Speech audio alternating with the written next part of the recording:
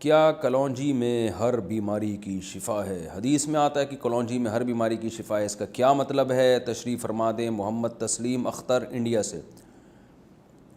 دیکھیں، نبی صلی اللہ علیہ وسلم نے ایک اجمالی طور پر بتایا کہ کلونجی میں ہر بیماری کی شفا ہے، لیکن اس کی تفصیل آپ صلی اللہ علیہ وسلم نے نہیں بتائی اور ہمیں بھی معلوم نہیں ہے۔ اب وقتاً فوقتاً حکیم اور ڈاکٹر لوگ بتاتے رہتے ہیں کہ کلونجی کو فلاں بیماری میں اس طرح سے استعمال کیا جائے تو فائدہ ہوگا، تو اس لیے اس بارے میں ڈاکٹروں یا ماہر حکیموں ہی سے رابطہ کیا جائے گا، خود سے نہیں کیا جائے گا کوئی کام۔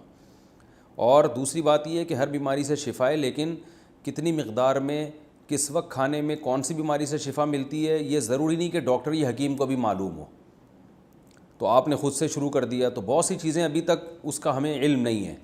تو جن جن باتوں کا جب پتہ چل جائے گا تو ان چیزوں کو اس طرح سے ہم فالو کریں گے۔ جیسے کلونجی کے بارے میں اگر حکیم یا ڈاکٹروں نے ہمیں بتایا ریسرچ کر کے کہ فلاں بیماری میں اتنی مقدار میں فلاں وقت پہ اگر کلونجی اتنے دن تک کھائی جائے تو بیماری ٹھیک ہونے کا چانس ہے، تو جب کوئی رپورٹ آئے گی تو اس حساب سے آپ کھائیں گے۔ خود سے یہ شروع کر دینا کیونکہ ہر بیماری سے شفا ہے، لہذا کچھ بھی ہو رہا تو کلونجی آپ نے پھانکنا شروع کر دی، آپ کو نہ مقدار کا پتہ، نہ ٹائم کا پتہ، نہ یہ پتہ کہ کس وقت کھانی ہے، تو یہ پھر فائدے کے بجائے الٹا آپ کو نقصان ہو سکتا ہے۔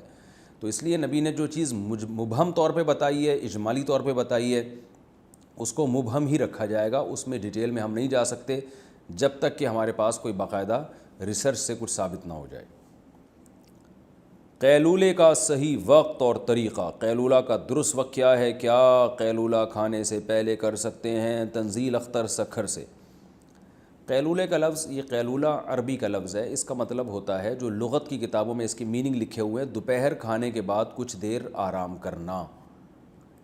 اور رسول اللہ صلی اللہ علیہ وسلم اور صحابہ کا بھی یہی عمل حدیث کی کتابوں میں ملتا ہے کہ وہ صحابہ کرام جو ہیں وہ دوپہر کھانے کے بعد آرام کیا کرتے تھے۔ تبھی حدیث میں آتا ہے، صحیح حدیث ہے کہ صحابہ کہتے ہیں کہ ہم جمعے کے دن کیونکہ نماز جلدی ہوتی تھی تو نماز کے بعد کھانا اور قیلولہ کرتے تھے، اور عام دنوں میں ظہر کی نماز سے پہلے کھانا اور قیلولہ ہوتا تھا۔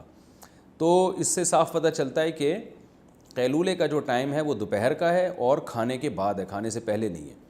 تو اس لیے افضل طریقہ، اور نبی صلی اللہ علیہ وسلم نے اس کی بہت ترغیب دی ہے، قیلوا فإن الشیطان لا یقیل، فرمائے قیلولہ کیا کرو، شیطان قیلولہ نہیں کرتا، بڑی ترغیب ہے اس کی، اور صحت کے حوالے سے بہت مفید ہے، اس سے کھانا ہضم ہونے میں بڑی مدد ملتی ہے۔